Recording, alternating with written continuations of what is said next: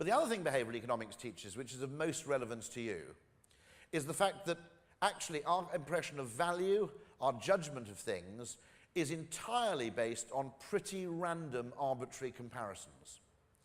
Rolls-Royce, when they sell those £350,000 cars, the Phantom, they learned a very quick thing. Don't sell that car at car shows. It looks really, really expensive. If you're wandering around looking at £90,000 cars or £40,000 cars all day, a £300,000 car looks absurdly expensive. Don't do that. Sell them at yacht shows and plane shows.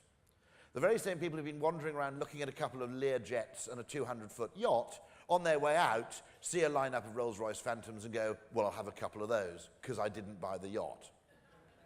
The extent to which most of our impressions of what things are worth are based on completely arbitrary anchors that we find elsewhere brings a completely new value to the whole notion of contextual content. That actually, contextual content is a game played unpleasantly by estate agents, who keep quite routinely a property on their books which is overpriced and not very nice.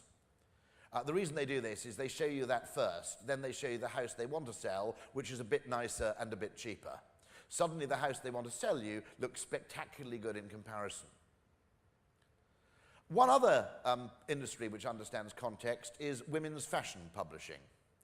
A Darwinian economist asked the question, why is it that women in women's fashion magazines never, ever smile?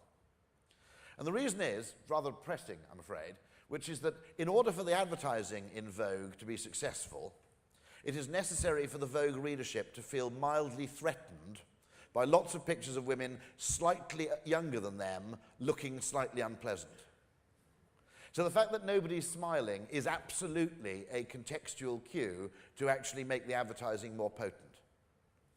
But the really interesting thing here is just that if you study this area of understanding human decision-making in the round, understanding how advertising works in multiple ways, not in the single gravity-dominated model you've been given, what you will see is there are lots and lots more opportunities to do really interesting contextual communication.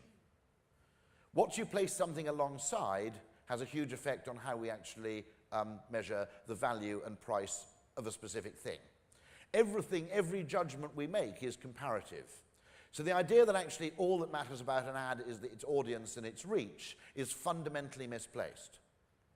One of the most important things about an ad is what it's next to and what surrounds it.